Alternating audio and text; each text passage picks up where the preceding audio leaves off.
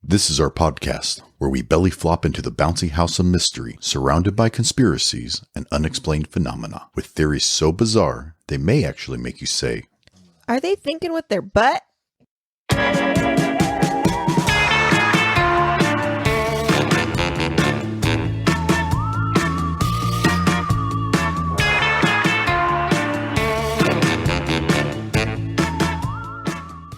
Welcome back, everybody. I'm Katie. And I'm Chris. And this is Stop Thinking With Your Butt. Why do you get... That was too neutral. You can't go butt. Butt. You got compliment the lead singer. Oh, gosh. Excuse me. Please forgive my indiscretion. Well, you know what? You know how we're going to forgive it? By just moving on, because I don't even want to talk about it anymore. Oh, okay. It's done. It's been done. It's in the past now. Oh, well, now I want to gloat a little bit. Okay. Well, gloat to me by telling me the weirdest thing that you've seen or done since we've last recorded. Oh, well, actually, this just happened a few minutes ago. Katie over here caught barf in a plate from her cat. Yes. I'll let you explain that more, but I witnessed it, and I was like, ugh. Yeah, it was pretty weird. We have a menagerie of animals, but one of our animals is a long-haired cat, and she grooms herself a lot. And she gets nervous of everything, and when she gets nervous, she vomits. Sheds, which then, leads to that. So that was... So we could hear it happening. Yeah. If you have a cat, you know the noise. I won't recreate it because it's disturbing. But I was sitting got nauseous of it. Just sitting, minding my own business. I hear the infamous noise, the telltale sign. There we go. Thank you. You're welcome. Oh, I think I just went pale face. And because my children are slobs, there's dishes all over the house. I just grabbed the closest thing I could find, which happened to be a leftover plate from, I think, waffles. I got a confession real quick. Was it your plate? It was my plate. Gosh. I had breakfast on the couch. Yeah. Okay. So I won't throw my kids under the bus. It was me. Thank you. I'm like, our kids are amazing. So thank you for not letting them take that one. So I reacted quickly. I kind of did like a little knee slide with the plate under the cat's face. You didn't see it? It was moved. I was like, yeah. It was like someone sliding over the hood of a car. But I was like, I slid on my knees a little bit. I'll give that to you. That's okay. Yeah. And then, pretty cool. And then the cat, I caught her barf on the plate. So it didn't get on the carpet. You were a superhero. I was like, not on my carpet. There you go. Not on my dime. That's awesome. So who's talking today? You're talking today. Oh, I'm talking today. Yes, I am. As if you didn't know.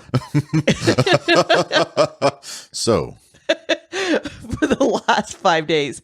So. I got a topic I want to share with you.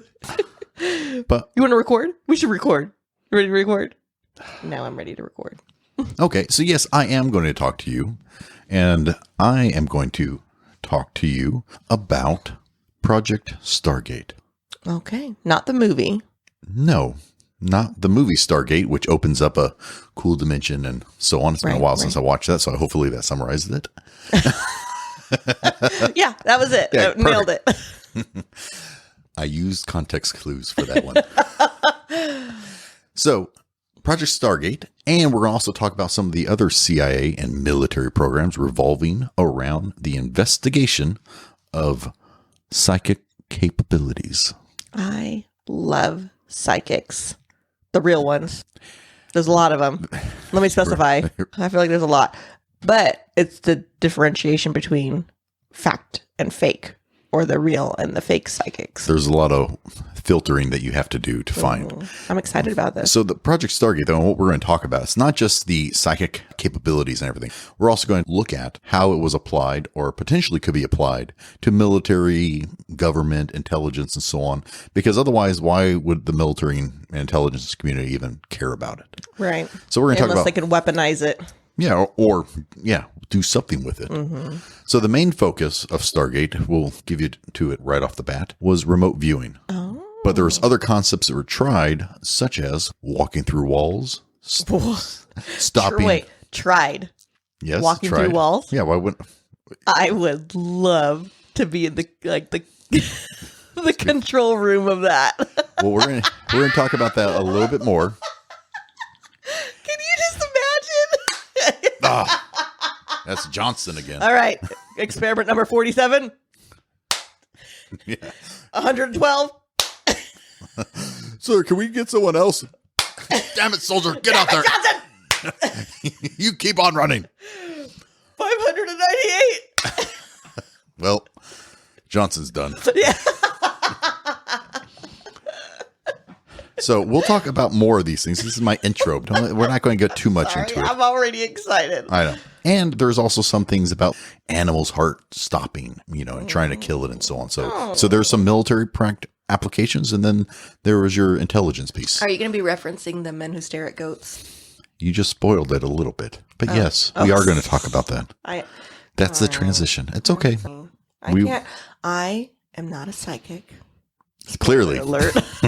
Cannot read your mind. No, so for where this is yes, going. the men who stare at goats is more of the military application because there's two different type of phases in here. You had the intelligence, and then it kind of got kicked down the road to the military. So we'll talk about both.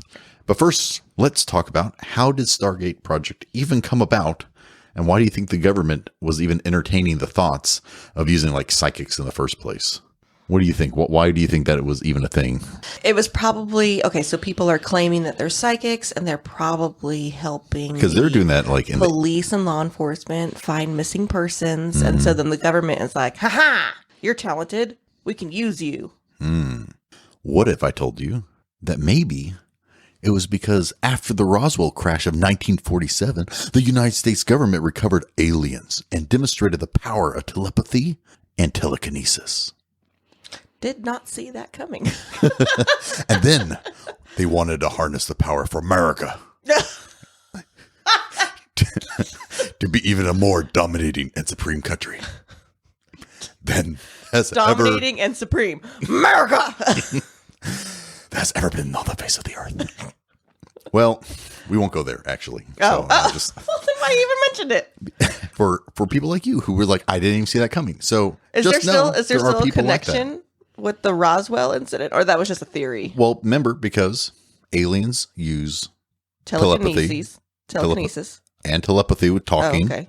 So if the government had aliens and they're like, oh, the aliens can do it, why can't we do it? See? So, but we're not going to talk about that because this is not an alien show. Well, correction. This episode is not about aliens. Okay. We are going to talk specifically about the Soviet Union. Mother Russia? Because they were a major part of this. So shortly after the war... Who's Father Russia? Who's Father Russia? Where's Mother Russia? Oh. That's got me. I'm not quick today. So, thank you for that, by the way. That was pretty funny. Get me up and running here. It's kind of your game, babe. I do. We are going to talk more... I think Czechoslovakia would be a good father. You know what? America's their daddy. America's everybody's daddy. We are going to talk more about most likely what caused it. Soviet Union, they play a major part in this Project Stargate. It was actually kind of the inspiration. Historically, shortly after World War II, you had the Soviet Unions and you also had America. They started to see different opinions on how the spoils or post-World War II would look like. You know, right now, back afterwards, you had the Eastern Bloc of Soviet satellites that were created. So you had a lot of countries that were created after World War II. You also had the Soviets' fear of the nuclear weapon that the United States had. And America didn't want to share any of those nuclear secrets either.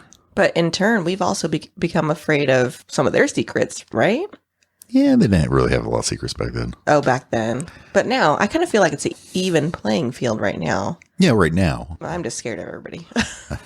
But back then, you can see how the Soviets really saw us as a threat. How everything ended on World War II. They didn't think it was in their favor, and they saw America as a potential threat for all those different reasons. Right. There was also speculation that the Americans and the British were actually delaying D-Day invasion by weeks or if not months, specifically to weaken the Soviet army. Because the Soviet army was pushing from the east, working west, and they were losing thousands and hundreds of thousands of soldiers. And so they saw that as in every delay that D-Day had was costing Soviet lives.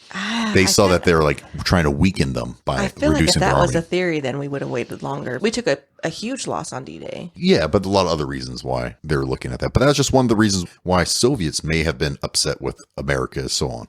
After World War II, the CIA was formed, and their main focus was, I'm pointing to you, communism. I was That's gonna right. say, You got llama it. wrangling. Yeah. Close.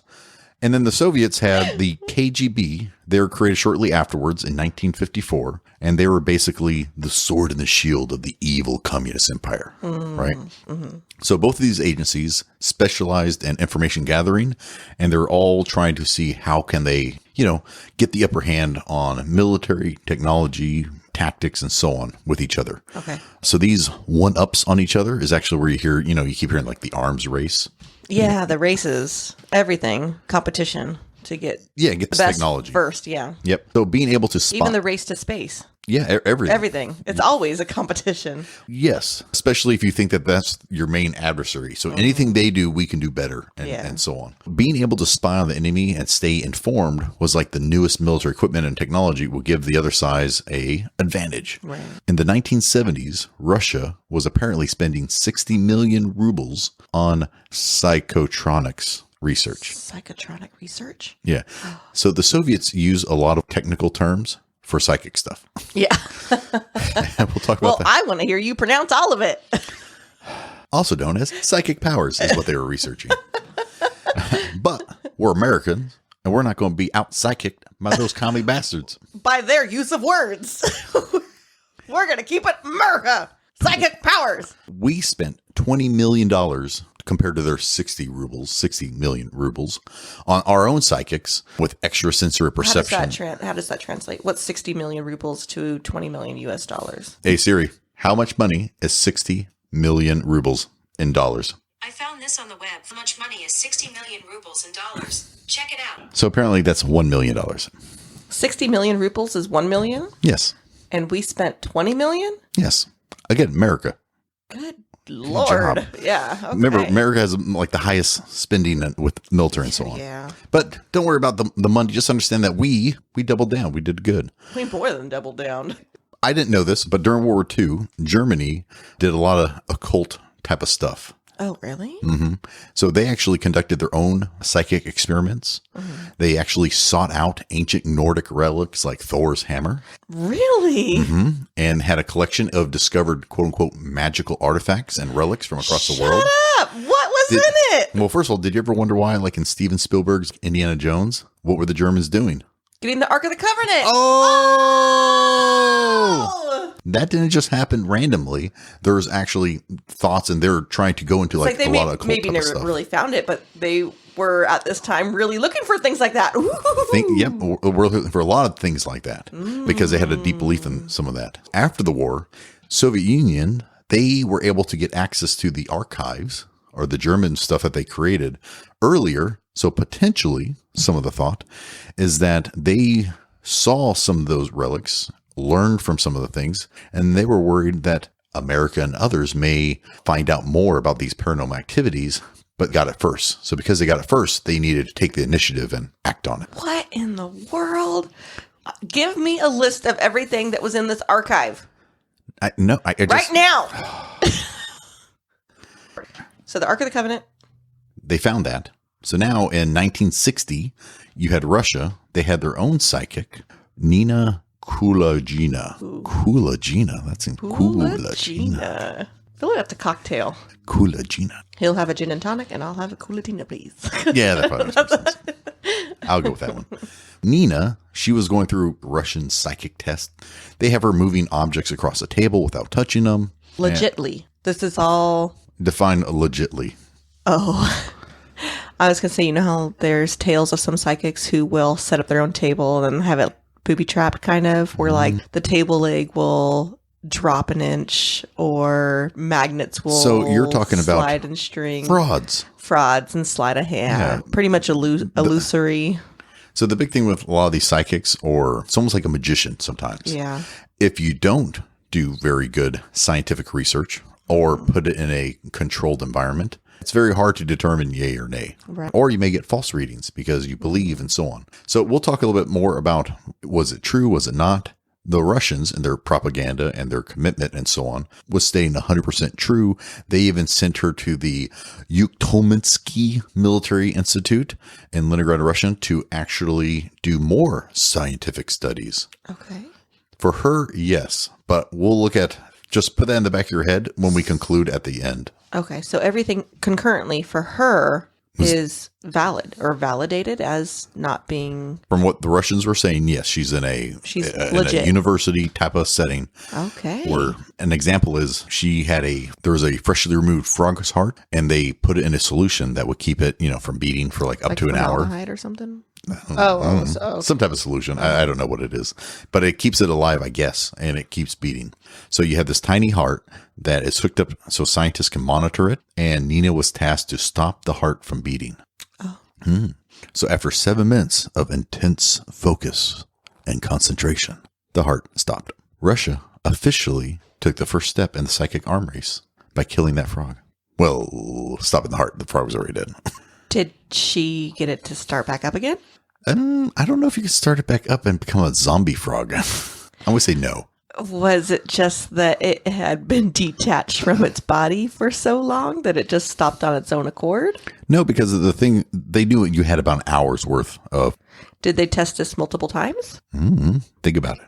I'm still skeptical, but continue. Well, if you were a skeptic, she also had a scientist who was like, I don't believe you. Good. I like this guy. So they hooked him up to an oh, God, EKG.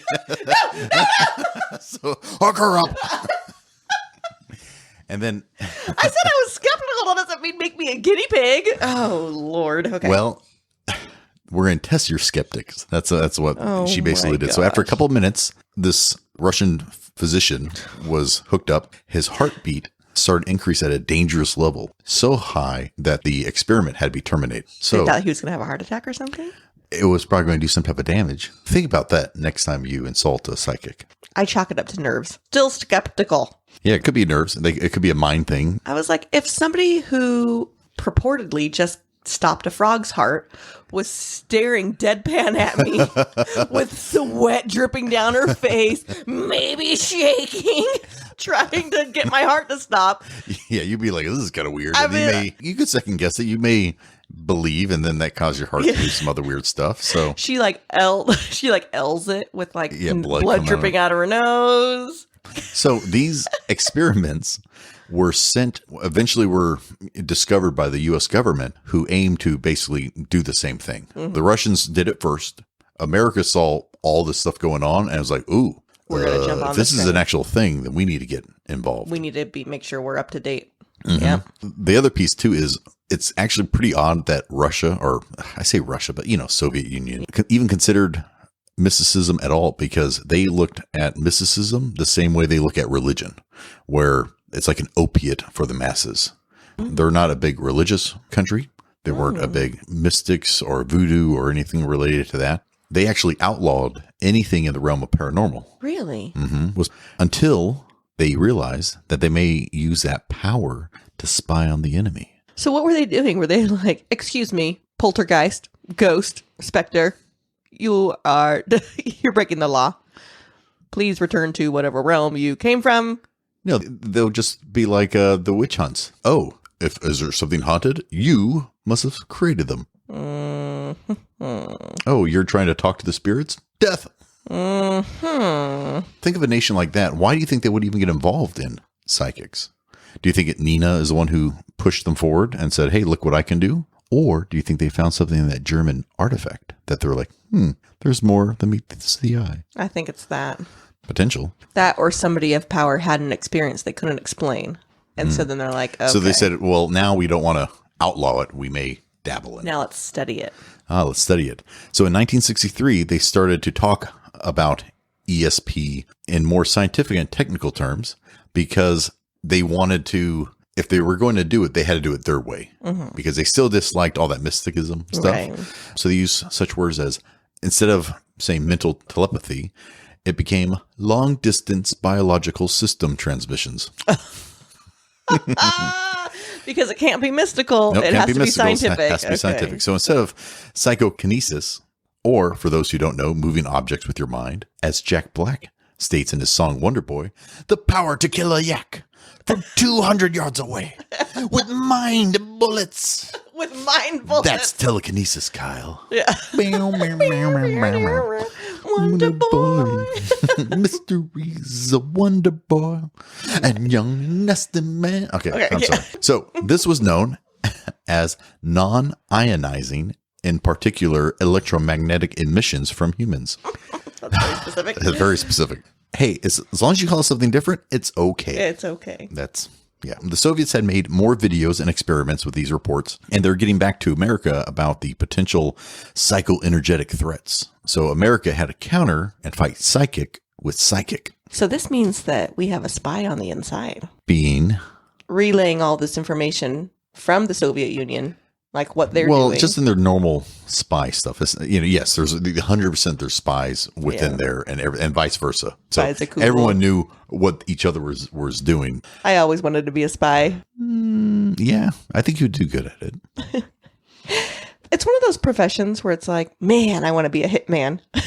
How do you become a hitman? How do you become a spy? I'm just kind of walking around hoping someone in the government will come up to me and be like, we think you'd be great. I think that's what I thought, like, when I was a child. They're Yeah. like, we need to recruit you for Yeah. a special program. I'm Yeah. like, but I'm only 7. Okay. And then, But I always thought that's how it worked growing up. Now that I I'm did an too. adult, I'm like, I have no idea. now growing up, I'm like, I don't even want to do that anymore. That involves getting into shape Yeah. fast. And just so you know, in 2017, the CIA released millions of documents that include the Stargate project because of the, freedom from information and so on. And one of the common questions is, can anyone have psychic abilities? Or is it just certain people with psychic abilities? I think you have to be born with psychic abilities. I think that you can, there's certain people who I think have the ability that they can strengthen. Maybe Rh negatives? Yeah. But I don't think that everybody has the capability. Well, I would challenge that everyone does have the capability. Okay. There's just different intensities. So Intensity being 0. None. Nada. Zilch. Zip. it may also be trained on too. You may start at level 0, but then you may get to level 1 or level 2. Right. They actually have schools where you can try to hone in on your psychic capability. I'm not saying that I agree or believe. I'm just saying that they're there. And I'm sure. I've heard of people going through these programs. Yeah. So another thing too, that you may even have psychic abilities, but not even realize it. Right. So Right. some of these things that you may have, like a passive thing, is, can you think about a time that you were thinking of a person, and right as you were thinking with them, the phone rings and it's them. Happens with you all the time. You're a psychic. Or your body is being a psychic without you even knowing it. Or So I think I have pretty good intuition. I can, like an empath. you know how sometimes I'll be like, Like when dogs bark at people and they're like, oh, that dog doesn't like you. That's right. And I trust that dog. I would lay down my life for that dog's beliefs. You know how sometimes I'll be like, I don't really like that person. I don't know why. And then in the case of someone in our life, something happened and it would be like, oh, you know what I'm saying? Yeah. And I had the same, I've had that happen enough times where it's made me think about it So do you think on it's more than one occasion. And so that's the whole point of this program, is where people may have certain feelings and abilities or whichever. It may not be, it may be unaware. It may be not controlled, and it may happen without even you unconsciously it happens. Right. So the CIA wanted to test regular and known psychics through a program. So it was in 1972 when the Stargate project started, and they partnered with the Stanford Research Institute because they didn't want to do it just on their own. And so here they studied psychic phenomena under laboratory and controlled environments. Kind of what you said. great. How do we disprove some of this stuff? Yeah. The lead researchers were Dr. Harold Puftoff. Puffed off? Puftoff. Puffed off. Spell it. Puthoff. Put, P-U-T. Hoff. H-O-F-F. Put off. Puthoff. I'm put off. Doctor, Puthoff.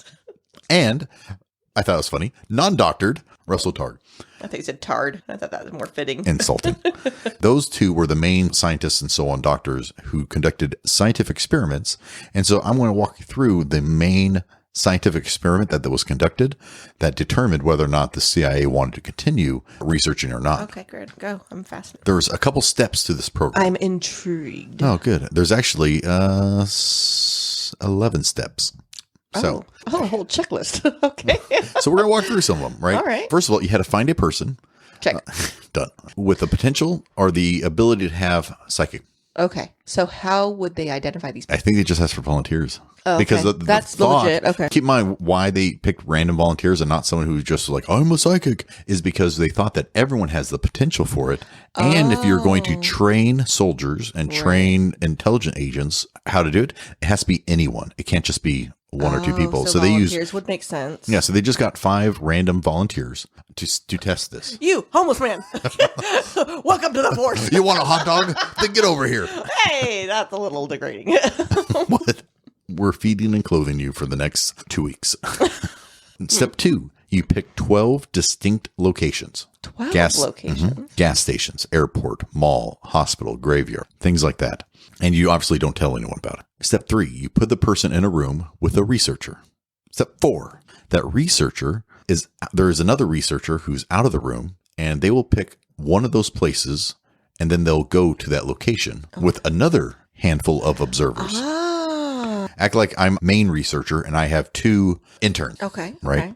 And then I pick train station and then I drive to the train station. Step 5, I have my 2 to 3 interns. They walk, look around, and act as a sort of a psychic beacon. Interesting. Because the person is going to try to tap into the that researcher, person. right? Okay. Mm-hmm. And so you have these almost like a honing beacon to an extent. Step 6, ask the patient to write down or describe what the observer is seeing. So they're trying to tap into the researcher. Yeah. And identify where they are and what they see. Mm-hmm.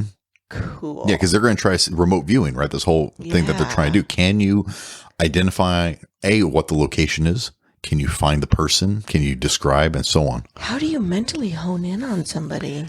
They didn't specify. I'm sure they give them some type of, no, just think of the location and think of the beacons. I don't know. I'm trying to sound not derogatory.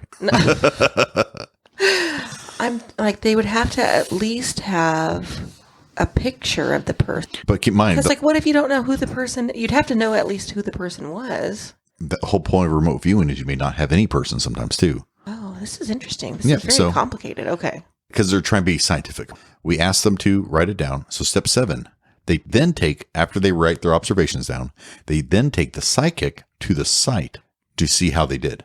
Oh. If they're thinking certain things, then they'll bring them to the train station because, again, while they're still learning, they may only get interpretations, let's say. Right. And then they get there and like, oh, this makes more sense. And they can connect some of those pieces and maybe put it to a big puzzle so that the next time they do it, they can interpret those pieces a little bit better. I've seen cases where a psychic she drew a picture, for this one example I'm thinking of in particular, she drew a picture of a red door that at the time didn't make any sense to anybody.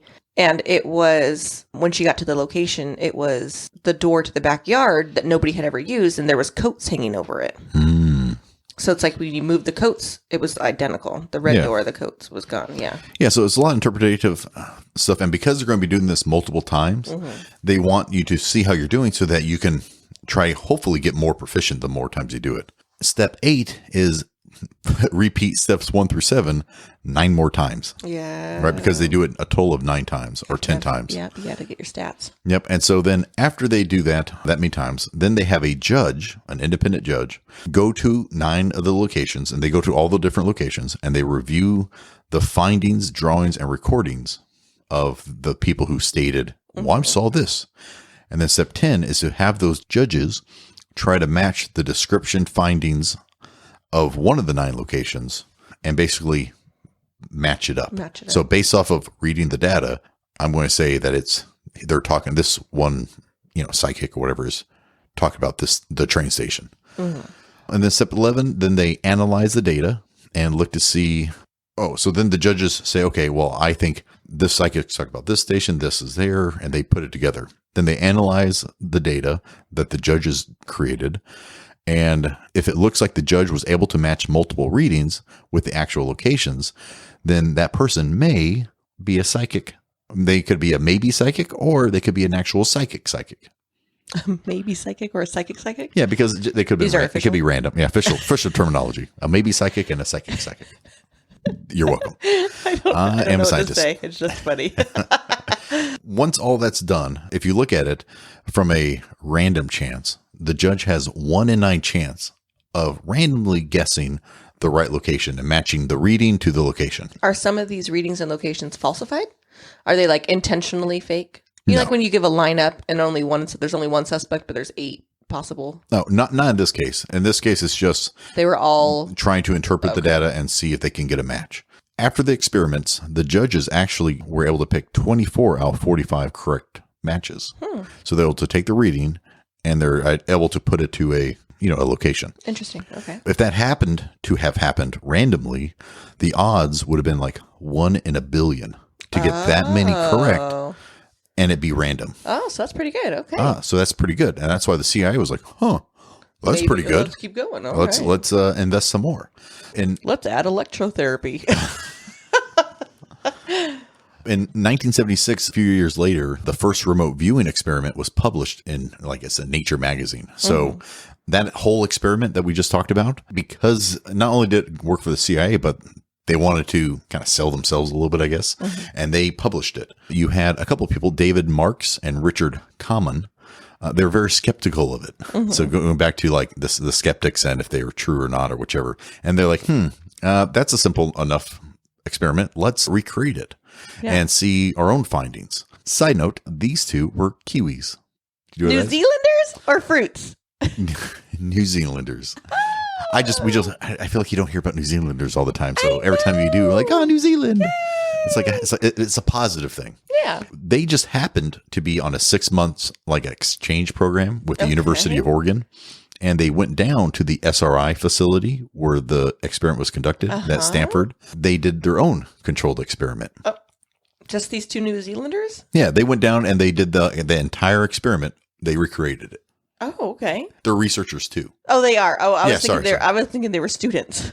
No, they were exchange students. That's what I was thinking. Oh, somewhat like an exchange program for scientists. Like they worked at the traveling doctors, traveling nurses, traveling researchers. Got it. When they conducted their own experiment with 5 people who even claimed to have psychic powers. These weren't random. These are people who claimed to have psychic powers. What do you think their results were? I'm actually going to say that they had no result. No, that's not even given a 1 in 9 chance. Well, I'm going to say they debunked something. When they reviewed the judges' findings, they found a total score. So the last one had 24 out of 45. This one had 0. Yeah. What? So what happened? As with common theme in paranormal research that you mentioned, so the Kiwis conducted the first experiment. They stated that it had flawed, unfounded conclusion. And so they found that the judges on the first experiment, in the notes and data that they were supposed to look to review the transcripts and so on, it actually contained a lot of context clues, right? Give me an example. They may be mentioning a previous experiment where they visited a location. It wasn't just information about what they're thinking. It also included sidebar conversations. It also some of these even included the dates. It turned out that the areas that they were traveling to, when they gave it to the judges, were handed down, or like when you had to rank them, it was in chronological order that they visited. So if you looked at the paper and the top one says gas station, whatever, and you had to match it, that was actually the order that they traveled in. They felt that some of the judges could also, because they were chronological for the locations, they can see that in the transcripts, they may be referencing a researcher by a name like Marty, and Marty shows up in 3 scenarios. They can conclude that these 3 scenarios, that Marty was at the train station, movie theater, and cemetery. Yeah, are all related. So any report that has his name, they can put it to that location. Yeah, or that those 3 happened in that one day.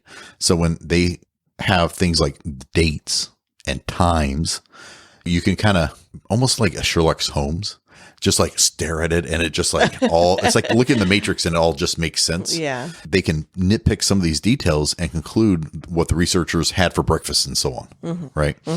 When the researchers went through the transcripts from the first experiment and using those content clues, they scored a perfect match.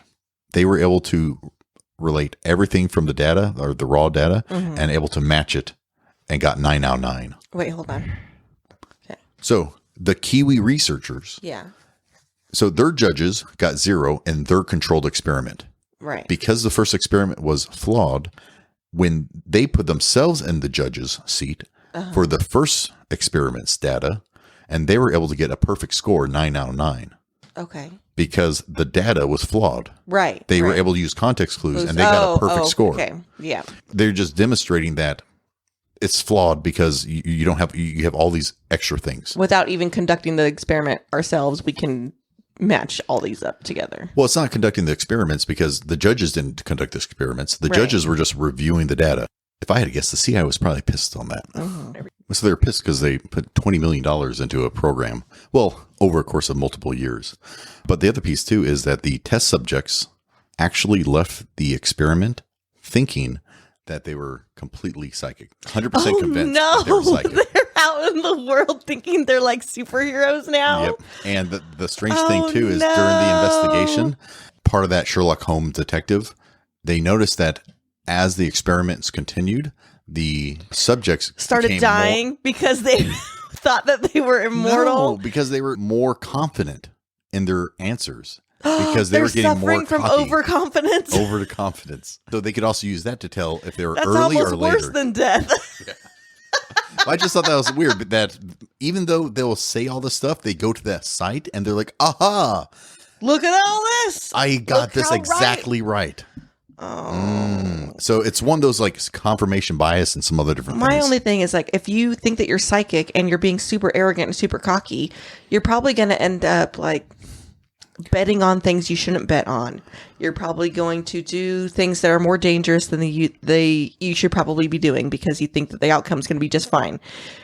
Or you become the world famous celebrity showman, Uri Geller. Oh, God. Most famous psychic in the world. No, Showman. No. He came out of this? He started because he was a famous psychic early on, and Uri was one of the most famous psychic. And he, just so you know, he was also the original spoon bender. That's where spoon bending came from. Get out of town. Yep. Another weird random side note. He's the personal friend of Benjamin Netanyahu. Netanyahu? That's a cool The name. minister of Israel. Netanyahu. Yep, because Uri is an Israeli. The prime minister actually recalls a time that they went to a restaurant and the staff asked if he can bend some spoons. And Uri said, no, the energy, it just isn't right. I didn't bring my kit. I mean, the energy Yeah, is you know bad. how it goes, right? But eventually he attempted and ended up bending each spoon down the line. Benjamin stated that if it was a trick, they would call him a great magician. But he has seen it so many times that it's real. So that's why they call him a psychic. To me, it's just another name for showmanship. There's a small note. I'm just like, okay, well, did he really bend the spoon then? Well, There isn't. they claimed they did. So back in the CIA, How did he bend the spoon? well, they're going to test him out. The Okay. CIA tested Geller. Okay, good. Let's try. The CIA put him in the room and they asked him to draw certain things that someone else in a different room drew. And surely enough, he failed a lot of those. All of them or just a lot A of them? lot. Not all, a Okay. lot. But, as you said, on occasion, his drawing was fairly accurate to the image. Enough to consider his ability valid, but maybe not consistent, right? So, like, he heard one researcher whisper heard. to the other researcher, make him draw a clock. And then he drew a clock. And so that was the one that was right. Potential, right? He used his Sherlock Holmes piece. Power of deduction. Mhm. Yep. So another one, he was in a shielded room and he managed to accurately draw a bunch of grapes that had been randomly drawn on by an agent and taped to the outside of the door. So he was able to get a couple of these correct. Interesting. But to your point, what interaction did they have with the guards? Did someone slip them I'm going to draw a grape for you? Yeah. Or did he slip them like $1,000 bill Yeah. and just say, hey, give me a hint or draw this? maybe or they had something. a Who knows? luncheon before and there was grapes on the table. I don't know. And then Maybe. Yeah. He also was able to bend spoons. So he did all these like small stuff like drawing. He bent spoons and they were asking him to locate metal that was buried underneath, like kind of like a plane crash example. Okay. Like, could you find metal buried somewhere? Okay. So they'll marry a bunch of metal. Another experiment was there was an agent located about half a mile away, and the agent drew a picture of like the devil. And so when Geller was trying to decipher what it was, he spent about half an hour drawing before he eventually passed the test, where he drew things like the 10 Commandments, a worm in an apple, a face with a trident. Okay, so it was all images that were similar or interpretive or similar to devils. And so I think that's what is a common theme during a lot of these psychic readings, or not readings, but tests. They can get close, but not spot on.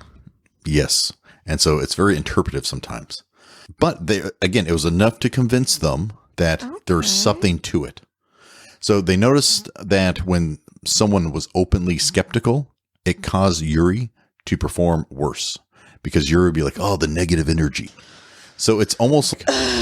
Could you hear my eyes rolling? Well, it reminds me of Sammy Watkins from the Packers, who would tell a quarterback, no, you can't do this. And then you're going to be slow. And so same thing, if energy is energy, and if something like that is out there, then when someone's thinking negatively, you're not going to win, you're going to fail, you can't do this, then those words are powers and spells, right? And all that fun stuff. And it causes him to not be able to overcome. It's harder to overcome. Now, I wonder how he would perform, though, if the person was extremely skeptical, but didn't say that they were skeptical. But in their mind, they're just doubt. Would he still perform bad? That would be because they hadn't placed the seed in his mind. That would be a good experiment to test. That's good. That's a good theory.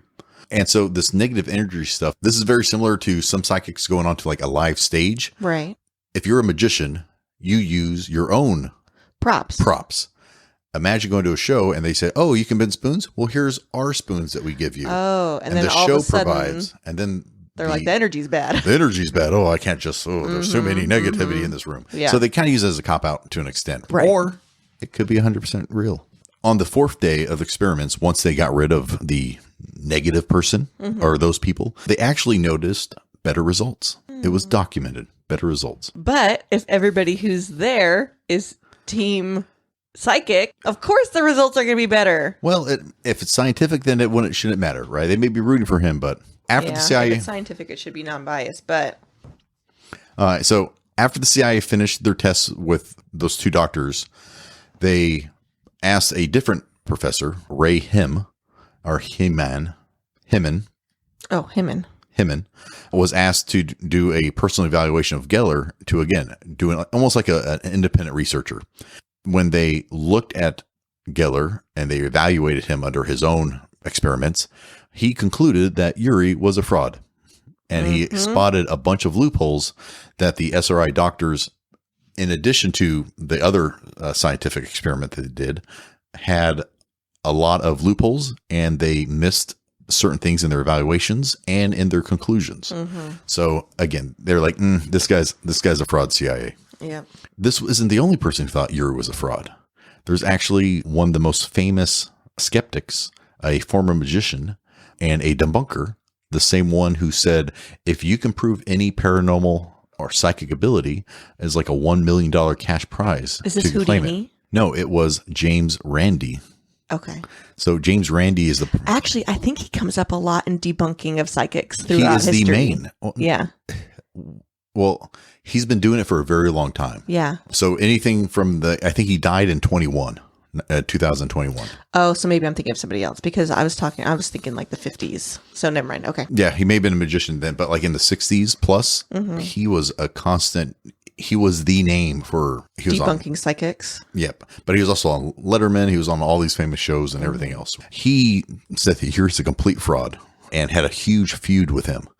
And it actually kind of made Yuri famous.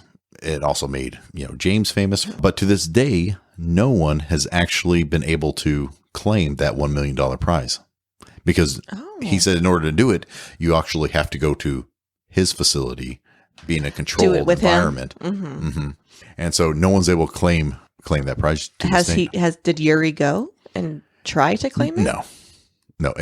Everyone who has not. Yuri did not. There's a couple other people who did not as well. They wouldn't even try it. Is it because they don't feel they have anything to prove?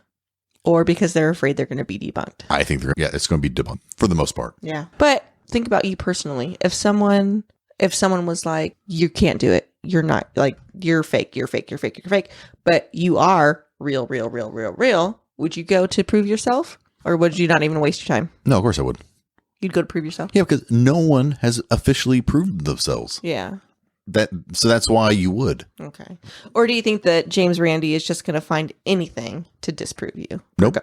I don't think so. I think he would do a scientific experiment and either approve or disprove. Do you think that there's tests that might be impossible to pass?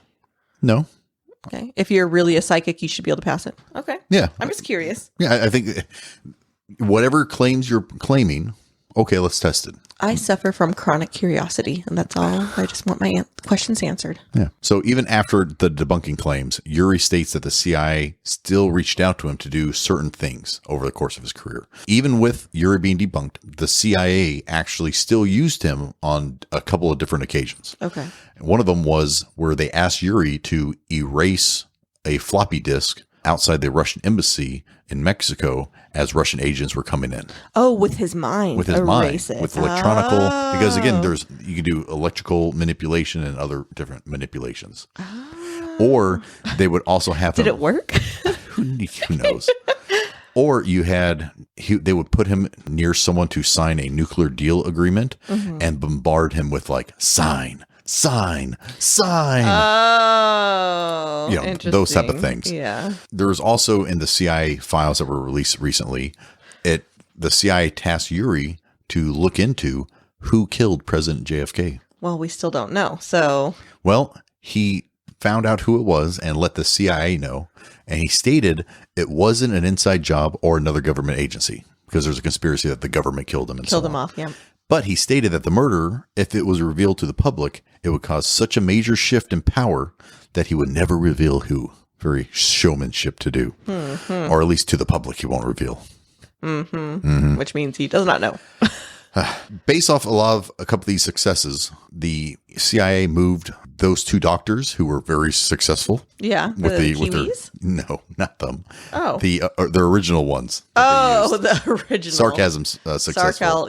Sarcasm successful. Yeah, they took those doctors and said, "Hey, you did such a great job. Leave the SRI facility and come to our own government facility to the conduct mental more." Institution. No. Come to our facility. Wink. Firing squad. I think they didn't connect that these people were frauds. They didn't connect that these people were frauds until later. So the CIA's main focus is on remote viewing. They had a couple of civilian psychics to look at targeted persons for downed planes. Strange enough, 3 of the original Stargate members were Scientologists. Who would have thought? Maybe they had it right the whole time. You ever remember the South Park movie it's a movie or an episode or something like that where someone dies and they go to heaven and there's all these different people from different religions? I thought the Mormons had it right. Yeah, it's the Mormons. Yeah. The correct choice was Mormons. Yeah. So same things. Maybe the Scientologists had it right. That's why they're all psychics. I don't think anybody has it right. Nope. So one of the apparent success stories, though, actually involves a person named Rosemary Smith. She was part of the program, and she was asked to find a Soviet Tu-22 bomber. I should say bomber. Oh, bomber. It was a Russian spy plane that crashed somewhere in Africa. So this is similar to. Oh, go ahead. Just really quick, before they asked her to find it, did they already know where it was? No. Okay. This is a real world mission. This is no longer a this training isn't mission. like training. Okay. No, but it does go back to the training where they're asking them to find metal buried underneath the sand for these specific reasons. Because if there is a high technology spycraft or a bomber or some other random piece of technology, could they recover it, tune to it and recover it? Which is kind of a hard thing to. It's kind of odd, right? How do you? I have no idea, right? How do you ask that of somebody and then? I don't know. Okay, cool. Keep going. I want to see where this goes. She thought of it.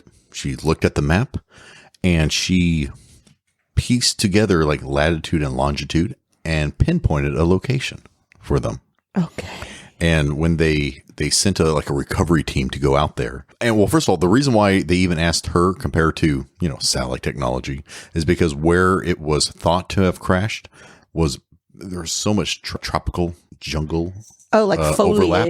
Vegetation. Yep, that the spy planes couldn't see underneath, so they had no idea where it would. So land. It's not like in the movies how you see like a crash landing and there's like a mile worth of drag trail through the wilderness. Just drama. Yeah, that's all that is. It just went down. It's covered in jungle. And who knows? Yeah, who knows where it is? Mm-hmm. Oh, okay. Yeah, I think the helicopter? No, the small plane from Jurassic Park. It was like the second one where they're like, I got to find my son. He survived in the crash. Mm-hmm. But they were flying around looking for it, and they couldn't find it, so they had to search on foot. Search on land, yes. Yeah, so why search on land? We can just use a psychic. Send in Rosemary. Send in Rosemary. And so she pinpointed it. They sent a team out there, and guess what? It was dead on. It was there. Okay, that's pretty cool. Is it? Oh, no. You know something I don't know. Well, Doo-dah, similar to doo-dah. all these... So similar to all these different cases, the initial response is, magic. Amazing. Perfect. Did she know something that they didn't know? There is theories that state she may have known a little bit more than she thought let on. and or was given that information from other intel pieces and wanted to demonstrate the success of the program by, oh, look at this. And they found it. That is so the government. Oh my God. The government is at it again. Because of certain cases in the CIA piece, they kind of moved on from using psychics and so on. That was just the end of Rosemary? Well, it was somewhat of the end of the project. Now, it did continue. So what we're going to do right now is it does continue into the military, and it stays in the military for another 10 plus years. The CIA still dabbles with it, but they don't really go excessive into it. They do a lot of these daily missions type of things like you're talking about, where they would sit in, try to identify a person, try to find a main terrorist, try to find a Russian whichever. And so a lot of these... Ooh, a Russian whichever. Those are dangerous. They are the worst. That would be either, like Rosemary Smith will say that was her kind of daily routine, is they'll come in, they'll get envelopes and open them, and they'll try to think about and write stuff down all the time. That's pretty much it for the show. I will say, because it kind of combines with the military and so on, the reason why the CIA eventually stopped the program, they saw that there was a conflict of interest between the person who was in charge of the funding for the program, who was also responsible for the evaluation of the program and its effectiveness. So it was like the person who was being paid was also the person who was responsible for evaluating if it was effective. They were the corrupt ones, and they were saying that the experiments were successful so that they can get paid. Oh. Yeah, so because of the conflict of interest, and when they did another review of what had been concluded from the use of all these different psychics, they did another kind of independent study, and it concluded that a majority of the claims could not be duplicated when it was done by an independent researcher. So there's no consistency to the project. Well, there's no consistency. And they did state, though, when there was successes, or when they were able to do repeating things, or when they were able to conclude that, yep, this thing was able to happen, they determined that they could not act on that intelligence. Oh, it didn't lead them anywhere. Yeah, so they may be able to draw something. But so what do you do with that information? I drew a grape. Can you draw a grape? Were you able to locate the hostage? Well, I have this envelope full of doodles. and so that was the big thing, is they couldn't act on it, or it was so vague that you can draw the wrong conclusion too. Yeah. So think of the one with the devil. I'm thinking of the devil, and they drew the 10 Commandments. They drew an apple with a worm. They drew. You could easily conclude God also. Yeah. And so if you or had Noah, if or you had a farmer, or a tree, you know, like. So now act like you had to say, you know what? I know the new schematics for the newest submarine. Who knows, right? You couldn't say that. There's no way that you would know. You may get like water. It's too vague. It's too vague. The information they're getting is too vague. Yeah, so they did not state that it was completely false. That I think is the biggest takeaway from here. And we're going to pause on the CIA piece. And then our next episode, we're actually going to talk more about the military side of Psychic and the continuation of the project until what it ultimately ended in like the 90s. But going back here, it did conclude that there were some things that could not be explained and or were valid. But again, it's just the how can you act on it? Did they prove that psychics were real? Or did they just prove that? Well, keep in mind, they weren't trying to prove anything, but it was just in a report. I know that they weren't trying to prove that psychics were real, but through I was like, but through trial and error, you're technically proving that they're real. Or not.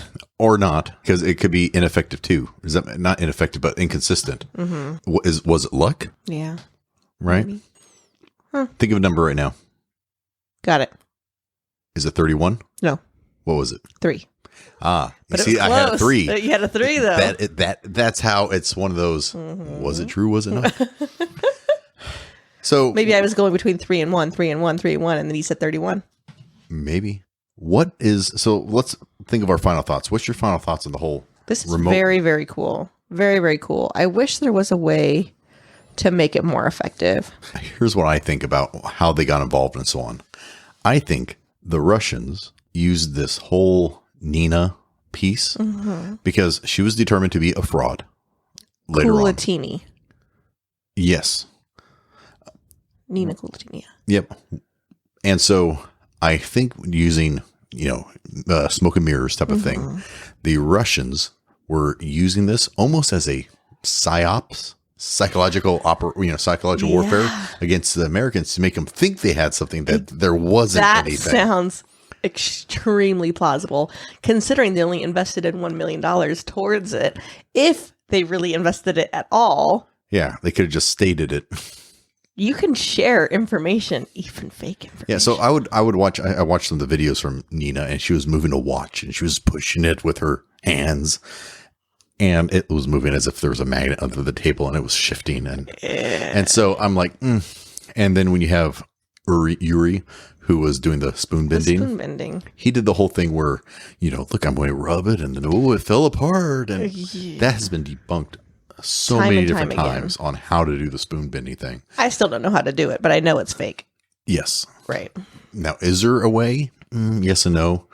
There are some weird techniques and some other different things. How do you do it, though? I really don't know how to do it, but... Well, you take the spoon, and then you prep it prior to, so you bend the where the head and the handle is. You bend it back and forth multiple times, so where it's so loose and so flimsy, and then when you grab with your hands, you can actually it will basically bend on its own.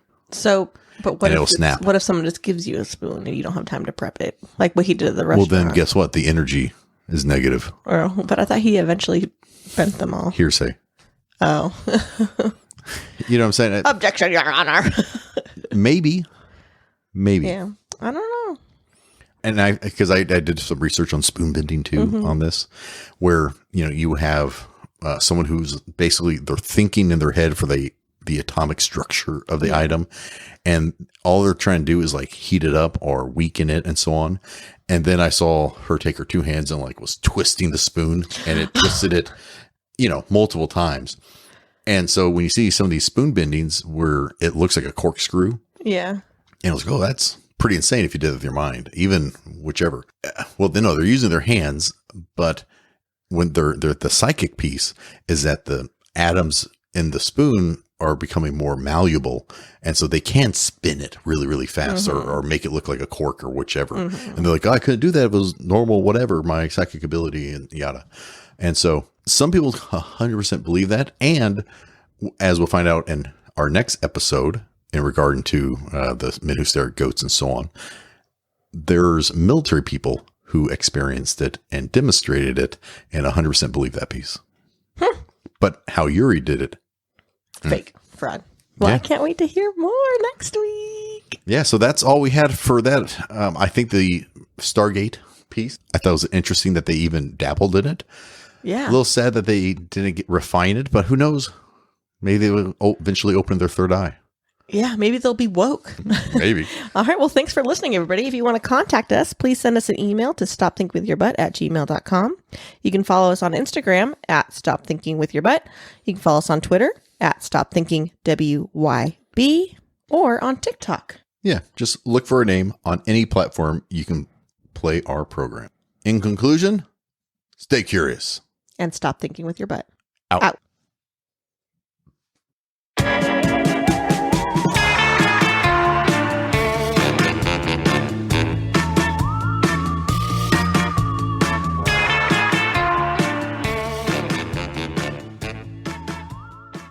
We need to recruit you. But I'm only 7.